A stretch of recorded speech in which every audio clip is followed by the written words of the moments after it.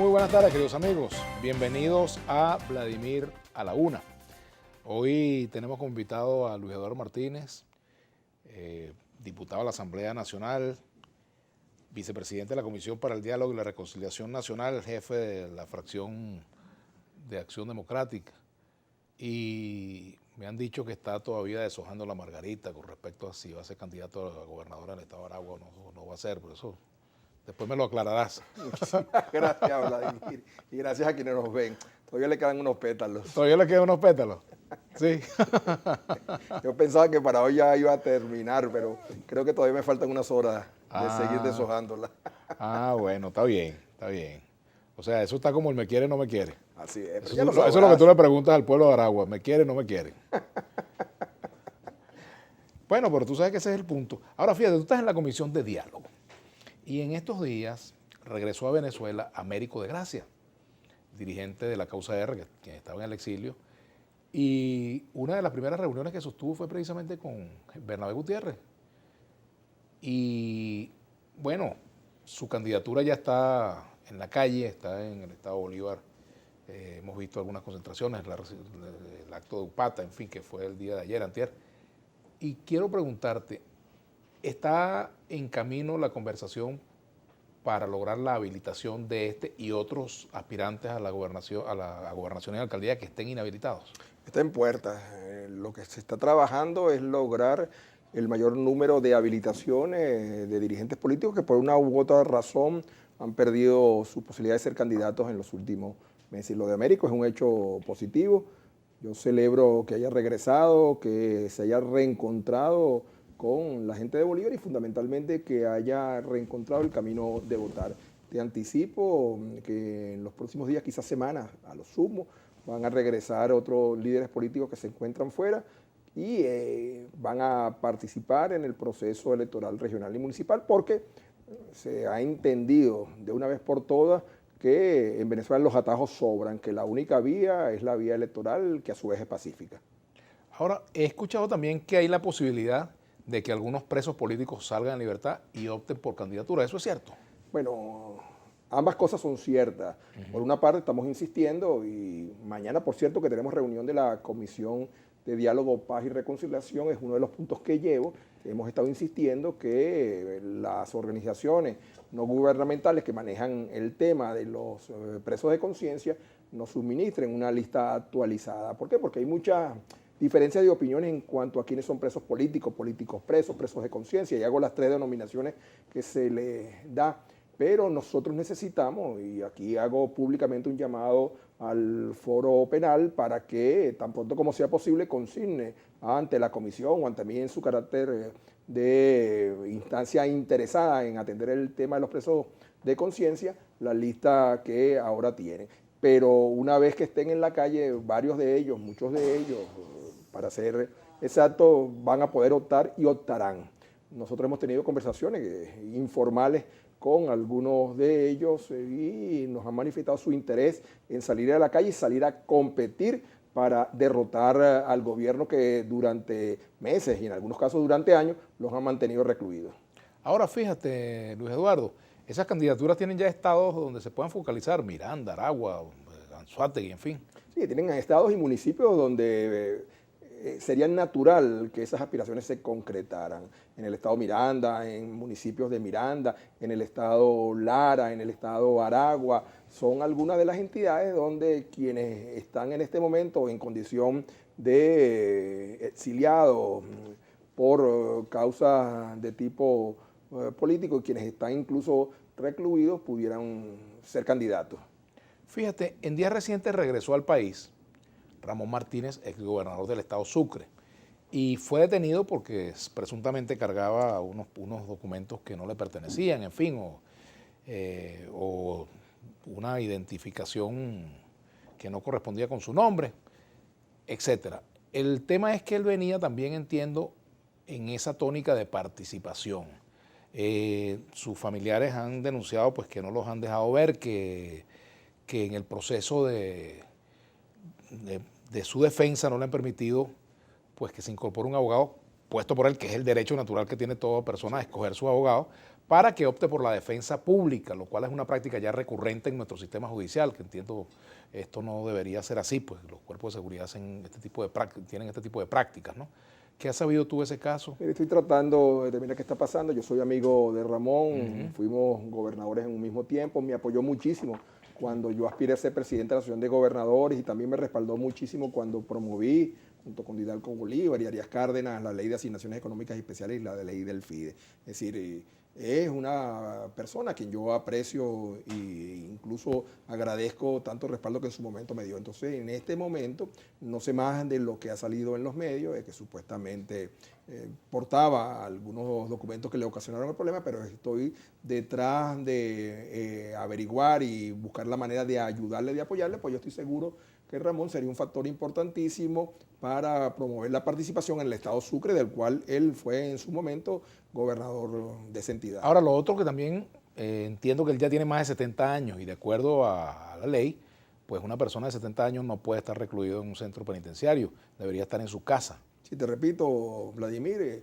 en el caso de todos los presos nos interesa su situación. En el caso de Ramón hay un interés particular porque hay una amistad de por medio. Y reitero, Ramón fue un dirigente del chavismo, fue uno de los grandes defensores de la candidatura de Chávez, fue uno de los grandes promotores del socialismo del siglo XXI, denominémoslo así, en el Estado Sucre y en el oriente del país. Yo recuerdo cuando el paro del 2002 fue uno de los activistas más duros en pro de la normalización del país. De tal manera que hasta por esas razones Ramón debería ser bien considerado y darle la oportunidad de que participe, como se le va a dar a muchos en las elecciones regionales municipales. Creo que sería un tremendo valor el que él participase porque va a promover una mayor concurrencia en las urnas y va a haber mucho interés en el electorado de Sucre si él está presente. ¿Cómo has evaluado tú, en tu condición de vicepresidente de la Comisión para Diálogo y Reconciliación Nacional, toda esta situación derivada de las acciones que están en la Corte Penal Internacional contra el presidente Nicolás Maduro? Bueno, entiendo que hoy es el día límite en su gestión del actual fiscal, corresponde a ella. Es más, si yo veo la hora de Venezuela y me ubico en cuál es la hora de Europa, creo que en este momento ya debe estar recogiendo las carpetas en su escritorio, de tal manera que le dejará a su sucesor decisiones con respecto al caso venezolano. Creo que por ahí hay más de uno que se va a quedar con la torta hecha, a que aspiraban que antes de que terminara el día de hoy se tomara una decisión. Pero repito, a esta hora debe estar ella cerrando las puertas de su oficina. Si tú fueses fiscal de la Corte Penal Internacional, ¿qué decisión tomarías? Bueno, tendría que conocer los elementos de un expediente que supongo tiene muchas páginas. Y como yo ni soy fiscal ni soy abogado, prefiero no anticiparme. Vamos a la pausa. Y ya regresamos con... Bien, continuamos conversando con Luis Eduardo Martínez, vicepresidente de la Comisión para el Diálogo y Reconciliación Nacional, jefe de la fracción de Acción Democrática en la Asamblea Nacional. En días recientes yo te hice una pregunta con respecto a la situación de la matraca policial, las denuncias que hay de ciudadanos pues, que han sido víctimas de matraca policial, de los fruteros, los ferieros que vienen de La Grita, la gente que viene con su camión cargado de mercancía, que los martillan, que les quitan cosas, en fin. Y bueno, ahora tenemos también la situación que se ha dado con los grupos estos armados en distintos puntos de la ciudad. Hay una gran preocupación en la ciudadanía por el tema de la seguridad, porque los funcionarios inescrupulosos se convierten en un factor de inseguridad para la ciudadanía. Y la ciudadanía temerosa, pues a veces se enfrenta a una alcabala y ruega de que no ocurran cosas indebidas. Pero también está pasando lo que vimos en La Vega y lo que estamos viendo en La Vega ahora en estos días, pues varias personas han fallecido a causa de las llamadas balas perdidas, ¿no? Y producto de la disputa entre estos grupos y los cuerpos de seguridad, pues grupos armados que se están disputando territorio y los cuerpos de seguridad actuando para impedir esto, pero también ha habido denuncias de violación a derechos humanos por parte de los funcionarios que han detenido personas que no tienen nada que ver en los hechos, que han practicado detenciones arbitrarias, en fin.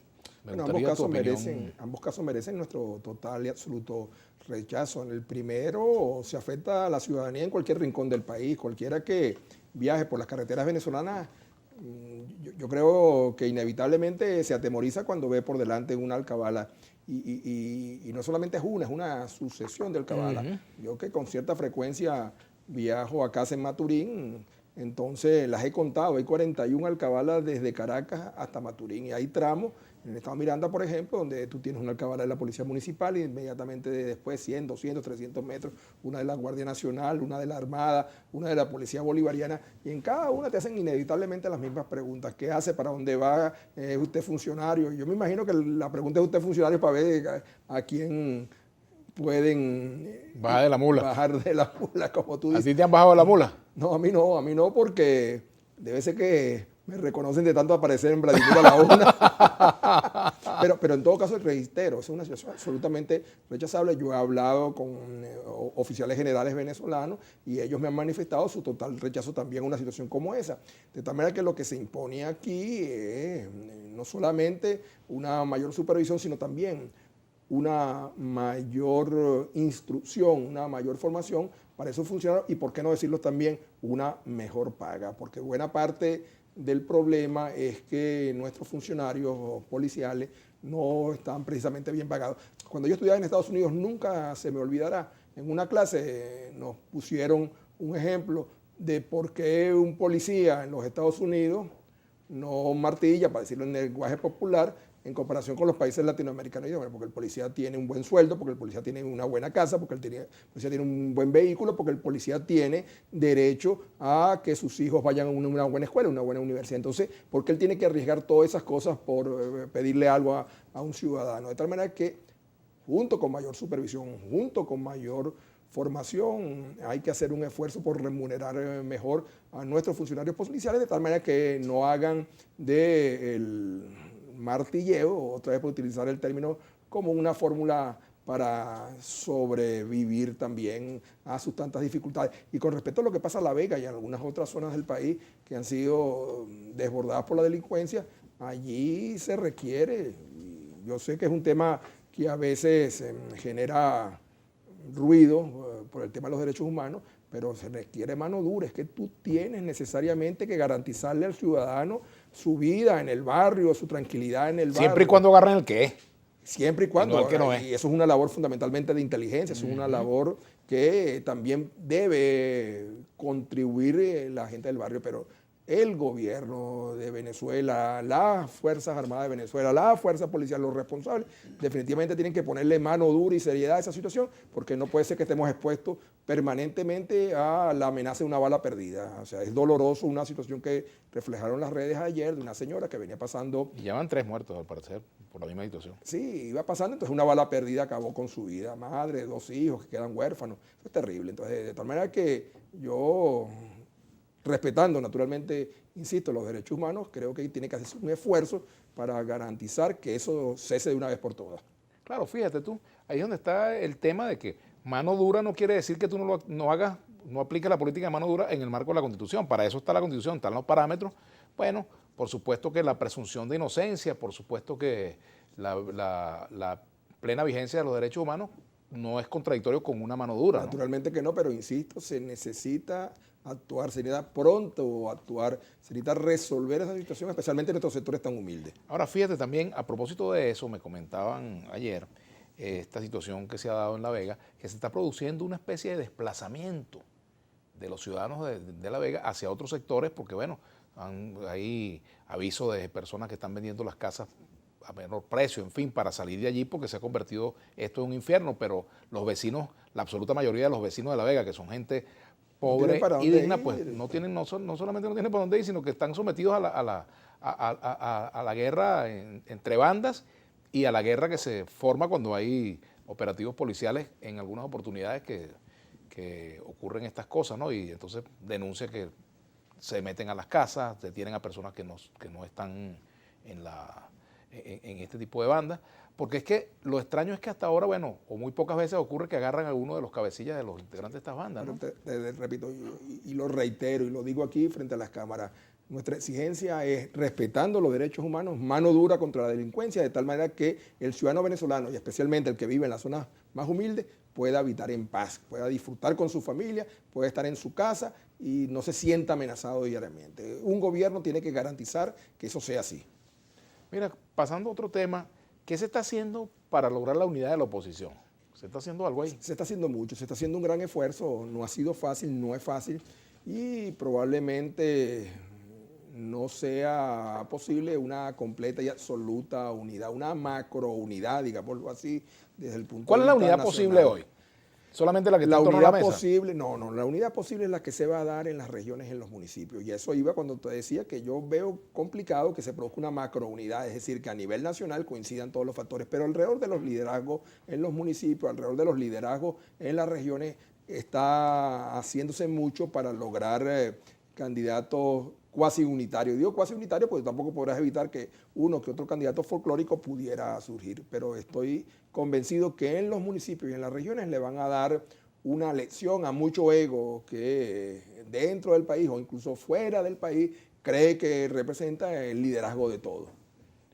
Fíjate, por ejemplo, si vamos a la sumatoria de votos, pues la unidad multiplica, ¿verdad? En el caso de regiones que hoy tiene la oposición bajo su control, que son las gobernaciones de 4 estados del país, ¿hay perspectivas de unidad en todos esos estados? En esos 4 estados tiene que haber unidad, incluso en un estado donde la oposición ha ganado una y otra vez, que es Nueva Esparta, está planteada la posibilidad, ya se ha solicitado incluso al Consejo Nacional Electoral apoyo para que se realicen unas primarias para la selección del candidato a gobernador, los candidatos a alcaldes y los candidatos a diputados del Consejo Legislativo, de tal manera que ellos de común acuerdo están haciendo ese planteamiento que me parece bastante razonable, es su decisión. Hay otros estados donde los liderazgos son tan fuertes, el caso de Lady en el Táchira, donde nadie va a dudar que ella será la candidata a gobernadora. Pero en esos 4 estados nosotros estamos en la obligación de procurar alrededor de los liderazgos naturales, que son los gobernadores de estado, el que podamos apoyarles. Igual el caso de la Gran Caracas, con los 4 alcaldes, Baruta, Chacao, El Hatillo, Los Alias, que tienen una gestión, que fueron electos, a pesar de que había una corriente de opinión en ese momento de no votar, y que hoy merecen todo nuestro respaldo, independientemente de en qué organización milite. Entonces, reitero, va a ser mucho más fácil la unidad en los municipios y en las regiones que una gran unidad nacional. Y eso tampoco debe preocuparnos porque va a permitir que en noviembre surjan entonces liderazgos naturales legitimados por los votos de los electores. El chavismo va a hacer su primaria, va a elegir sus candidatos en una consulta. No en todas las entidades. Bueno, pero entiendo que la idea es hacer consultas, por supuesto, ¿no? A las bases. ¿Qué ofrece la oposición a sus bases? Vamos a hacer la pausa y ya venimos con Luis Eduardo Martínez. Aquí hay un comentario. Néstor Alfonso, ¿está usted de acuerdo con el diálogo de funcionarios del Estado con bandas delictivas? Por aquí me dice Carlos Martínez, seguro que estás preocupado por la gente común o por los malandros que paga la gente tuya. Bueno, mire, cada ladrón juzga por su condición y cada malandro juzga por su condición. Revísese. Vamos a la pausa, ya venimos. Vladimir a la una. Aquí hay algunos comentarios.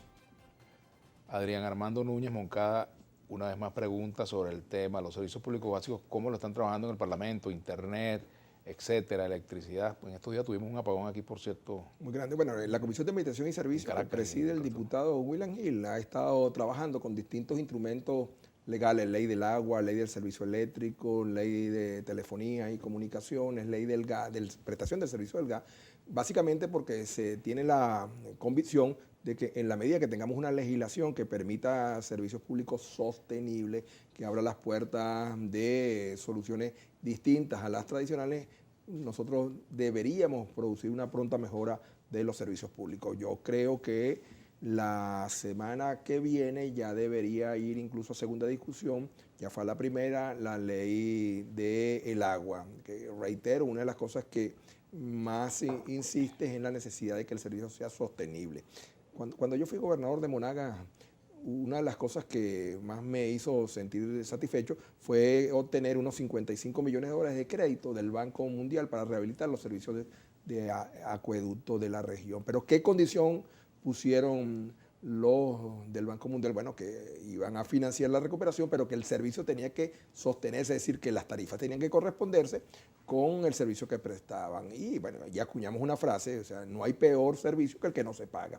De tal manera que eso está en la nueva ley, está incluido, y además un tema de educación, de tal manera de que la prestación del servicio también se corresponda con una mayor eficiencia en el consumo. También eso es cierto, pero fíjate, también podría hablarse de tarifa diferenciada en cuanto al servicio de agua, porque hay quienes no pueden pagar la misma tarifa que quizás pueda pagar otro. Estamos de acuerdo, pero o sea, lo importante es que el subsidio sea de manera directa, porque de lo contrario, entonces seguimos en esta guachafita. Tú pagas la electricidad de por lo menos 10, 20 familias más.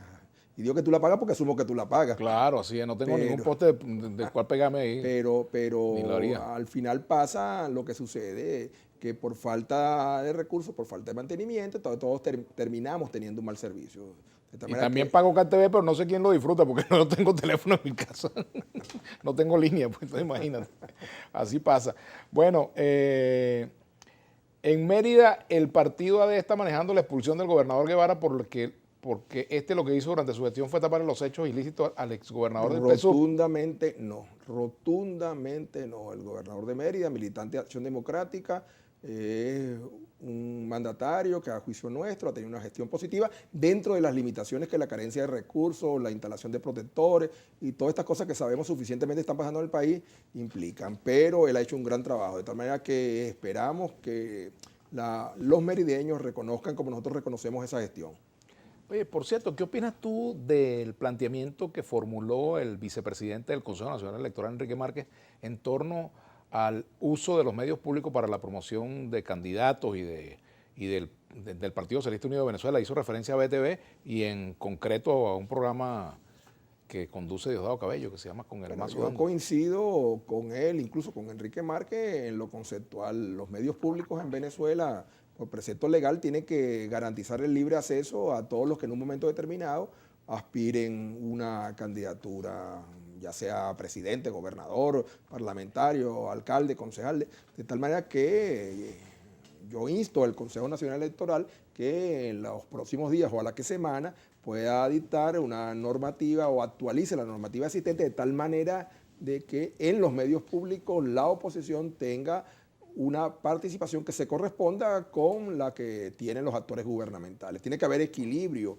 en cada uno de los medios, no solamente en los públicos, por cierto, sino también en los privados, porque hay algunos que reclaman para el sector público, pero aquí hay, sobre todo los portales, algunos medios que no solamente cercenan el derecho a otros a informar, sino también muchas veces cegan lo que allí publican. Sí, yo creo que es importante que haya una apertura total en los medios, absoluta, y sobre todo en tiempo electoral, porque si no, ¿cómo compites tú? Fíjate lo que pasó en Perú, claro, en Perú hubo una excepción. Castillo derrotó al sistema político y derrotó a los medios, que prácticamente lo vetaron durante toda la campaña.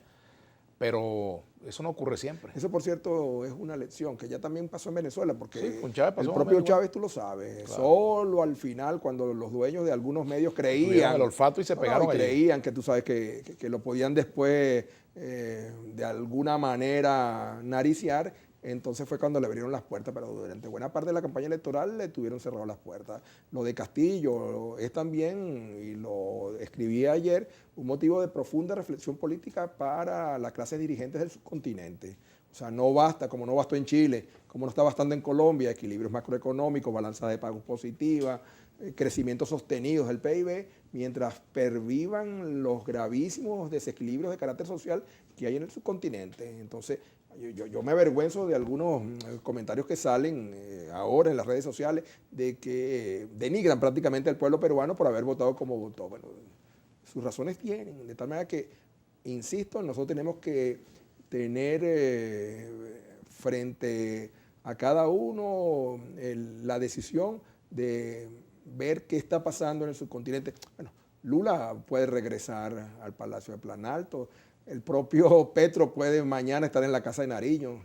Entonces, ¿qué significa eso? ¿Que el latinoamericano no sabe votar? ¿O que sus clases gobernantes no saben resolver la gravísima problemática que durante años y años se dan aquí en este continente? Por cierto, ¿qué opina de lo que está pasando en Nicaragua? Yo estoy sorprendido realmente y lamento el giro autoritario que ha tenido el gobierno de Daniel Ortega con la detención de 4 o más de líderes opositores, algunos de ellos precandidatos presidenciales que han sido detenidos, incluso comandantes de la revolución sandinista, pues que han sido detenidos porque supuestamente recibirían financiamiento externo o violan una supuesta ley de seguridad y defensa de la soberanía, en fin. Bueno, yo hago dos lecturas, por cierto. La primera es que también es absolutamente rechazable que por el mero hecho de ser candidatos a presidente compitiendo con Ortega se han detenido, incluso tú lo acabas de señalar, la última detención corresponde a quien siendo muy, muy joven fue una de las que defendió incluso la vida, siendo guerrillera, la vida de Dora Daniel María Ortega. Telle, Así es.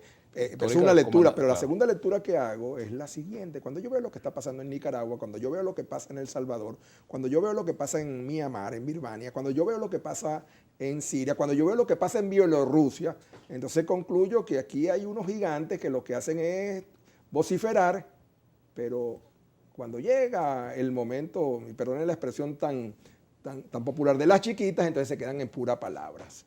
De tal manera que eso también debería llamar la atención a quienes aquí en Venezuela creen que será desde afuera que se van a resolver los problemas de los venezolanos. Ayer me quedé asombrado viendo una reposición de una entrevista que le hizo Jaime Bailey a una senadora colombiana, donde la senadora colombiana señalaba palabras textuales, puedes buscarlo.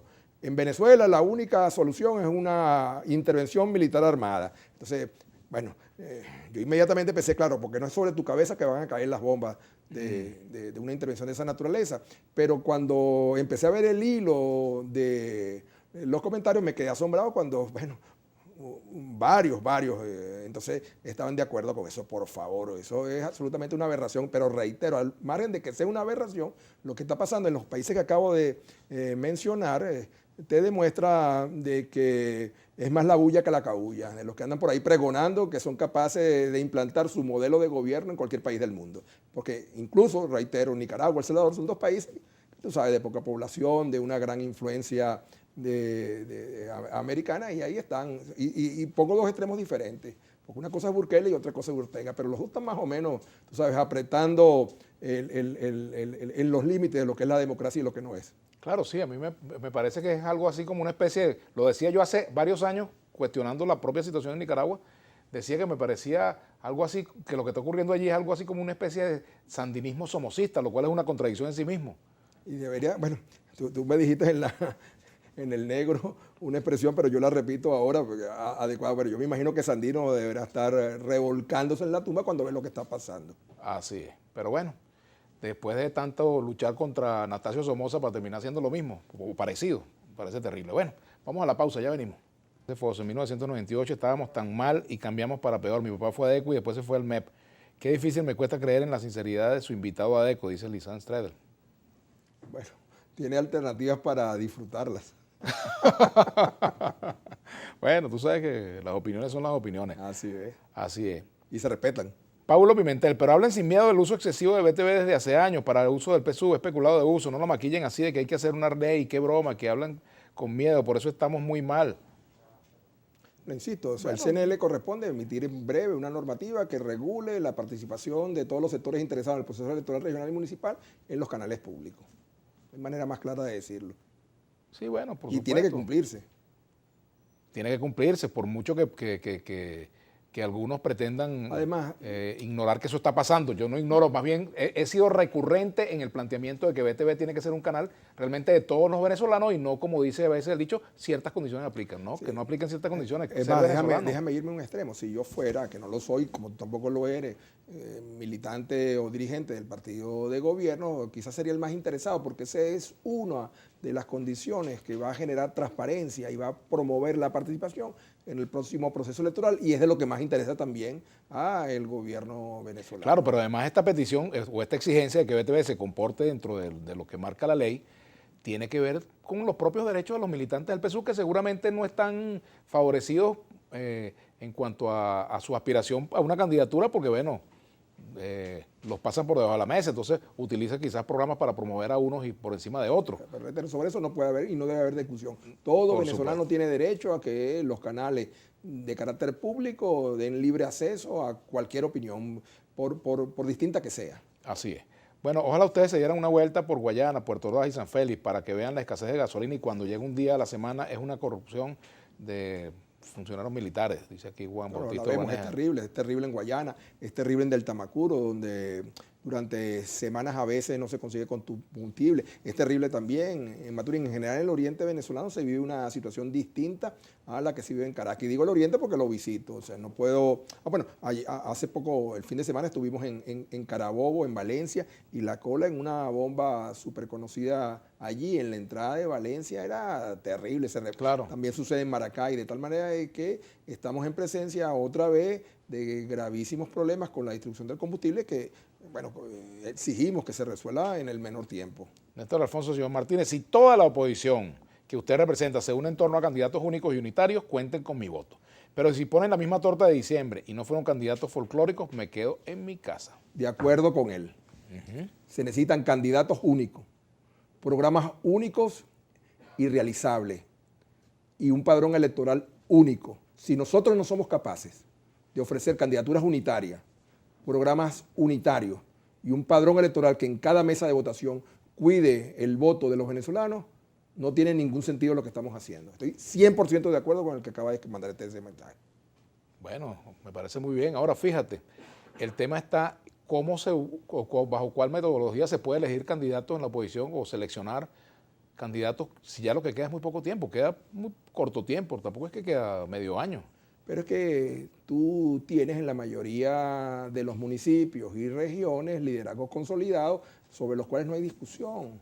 Por ejemplo, tú tienes también en algunos casos liderazgos que compiten, pero que deberían tener la capacidad de entender, digamos Caracas, que lo tenemos aquí. Entonces, hasta donde yo sé, y pudiera surgir otro, si omito alguno que me perdone. Sí, porque entonces a lo mejor dentro de un rato me llaman bravo, oye, no me nombraste a mí, pero hasta donde yo sé en Caracas, el orden en que voy a decirlo no significa nada.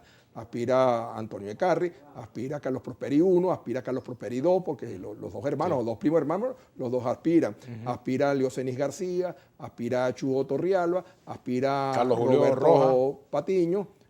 Entonces, Carlos Julio Rojas. Aspira Carlos Julio Rojas, fíjate, ya llevamos 7. Entonces, yo de los 7 tengo la mejor opinión, de los 7. Me parece que cualquiera de los 7 es extraordinario, pero naturalmente, si van los 7, ¿qué puede esperarse? Que gane el gobierno. Que gane el candidato que sea del gobierno, la candidata, que entiendo que no va a ser la actual alcaldesa, de acuerdo a los rumores que me han llegado. Por ahí escuché que a lo mejor un jugador de basquetbol podía ser, y también han dicho de una ministra, un general de división que estuvo antes en finanzas. Bueno, no importa, pero lo que me refiero es... Pero el problema es que en la oposición, chicos, sobran los generales de división. Entonces... Ese es el problema. No hay generales de unidad, yo he venido sino de insistiendo división. en un planteamiento que tú me hiciste. Estamos trabajando en el diálogo con el extranjero, con el diálogo con los sectores de la vida nacional, pero pareciera que falta el diálogo intraoposición. Y coincido contigo, te repito, en el caso de Caracas, que hay 7 buenos candidatos, entonces, que es lo absolutamente lógico, si los 7 quieren lo mejor para Venezuela, vamos a ponernos de acuerdo. En el caso de Miranda, ahí está David Uzcategui, aquí está Carlos Ocarí, está tu amigo y mi amigo Mario Valdés, que también aspira. Sí, señor, que es paisano tuyo. Bueno, paisano no, porque tú no yo en soy Aragua. soy aragüeño, pero fuiste gobernador por Monaga y quiero mucho ambas tierras. Bueno. Pero otra vez, cualquiera de los 3 pudiera hacer una tremenda gestión. Y así me puedo ir estado por estado, y te menciono 3, 4, 5, 6, 7, 8, 9, 10. Hay algunas entidades federales que tienen hasta 10 candidatos. Sí, señor. Entonces, los primeros que tienen que entender que deben dejar atrás egos y aspiraciones desmedidas son cada uno de ellos. ¿Y no has hablado con Capriles? Hemos tenido intercambio vía WhatsApp, o sea que esa es la moda ahora, uno se escribe y le escriben. ¿Y qué te escribes con él? No, secreto. Porque fíjate que se habló también que si la oposición no va a unificar en Miranda, pues es fácil que el gobierno gane. Ahora, si hay una candidatura que aglutine los dos sectores, podría, digamos, tener unas resolver el grandes problema. oportunidades. Y entonces fíjate cómo está de sencilla la cosa. Resulta que los dos candidatos, los 3, Mario me va a reclamar, los 3 candidatos que en este momento suenan en Miranda, los 4, porque también... ¿Suena Capriles también? Que no ha dicho que quiere, pero ni no quiere, pero hay gente que piensa en él. Cualquiera sigue siendo bueno, o sea, pero insisto, el tema es que nos pongamos de acuerdo y tenemos que ponernos de acuerdo porque si no, no merecemos la confianza de la gente. Yo creo que no había leído, oído un comentario tan acertado como el de hace unos minutos. Si ustedes no se ponen de acuerdo, yo me quedo en mi casa.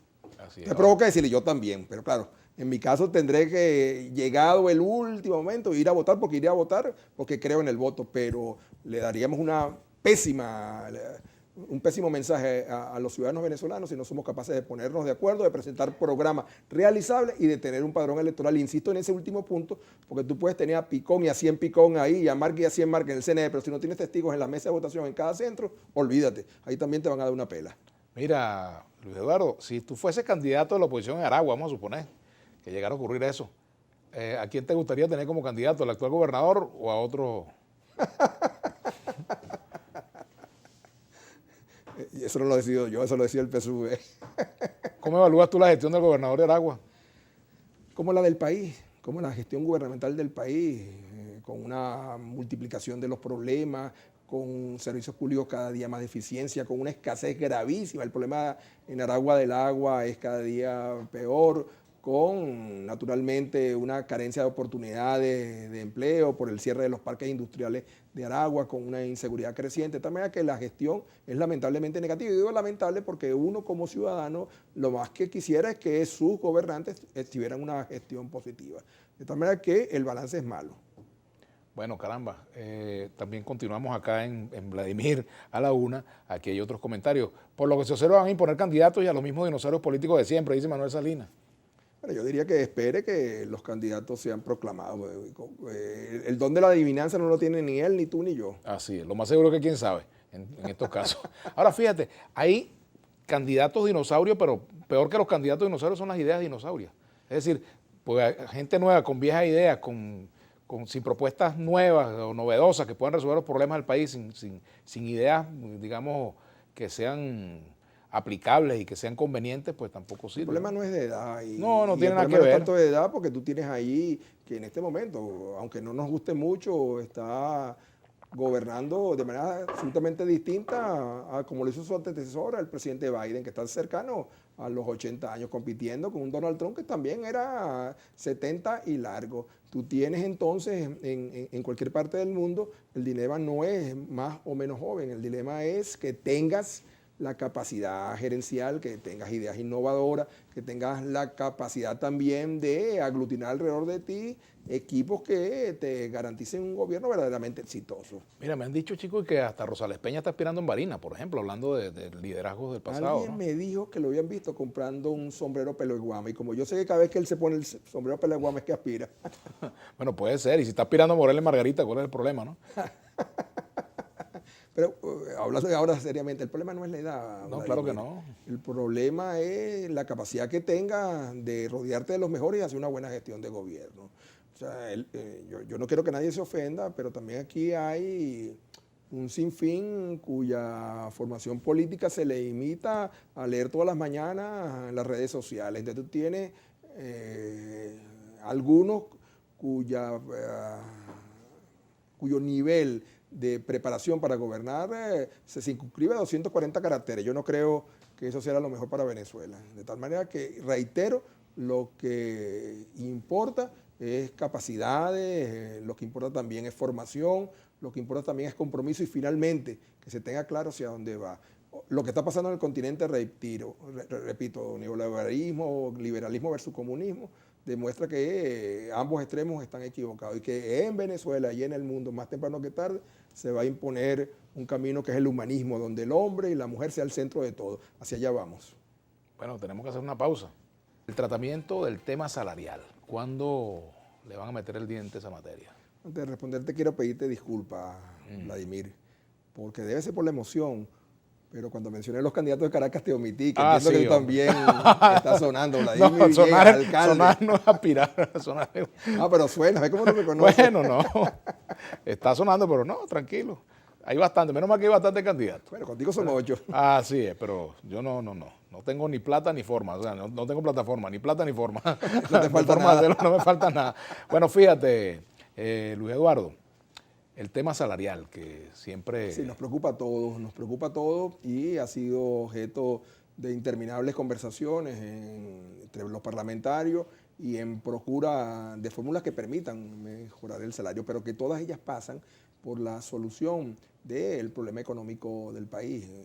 No digo nada que no se sepa cuando afirmo que hace apenas 2 o 3 años el ingreso de Venezuela por concepto de divisas petroleras rondaba los 44, 45 mil millones de dólares y que el año pasado los ingresos apenas llegaron a 720 millones de dólares. Imagínate tú que ganes 100 millones de bolívares y al mes siguiente entonces tus ingresos caigan a apenas 4 o 5 millones. No hay manera de resolver eso. De tal manera que las sanciones están de alguna manera limitando las posibilidades de la recuperación del salario, de la recuperación del ingreso. Las sanciones son un crimen contra Venezuela y perjudican a todos. De tal manera de que hoy nada más un representante demócrata de los Estados Unidos exigió en una larga carta, bien documentada carta al presidente Biden que levantara las sanciones contra Venezuela. Y entonces yo aproveché de ratificar la solicitud que hemos venido haciendo de que se levante porque perjudican al pueblo venezolano.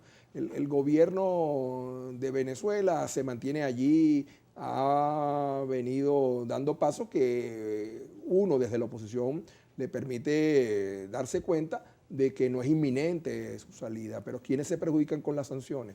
Los venezolanos comunes, los venezolanos que hacen cola en las estaciones de gasolina porque no hay la capacidad de reparar y de garantizar el combustible, los agricultores que no les llega el diésel, de tal manera de que el tema salarial forma parte de un todo, de una crisis económica de incalculables consecuencias que más temprano que tarde tiene que encontrar salidas, pero que pasa también por la recuperación de la capacidad de financiamiento de Venezuela. ¿La ley económica de zonas especiales puede ayudar en eso? Sí, puede ayudar muchísimo. ¿Ustedes apoyan esa ley? Nosotros la estamos apoyando, nosotros hemos trabajado con ella, nosotros hemos dado ya una primera discusión, se aprobó en primera discusión en la Asamblea, está en este momento en un proceso de consulta, se está mejorando y debería en breve aprobarse en segunda discusión. Eso va a permitir que capitales nacionales, pero más que todo inversionistas extranjeros, puedan instalarse en determinadas áreas de Venezuela que reúnan condiciones.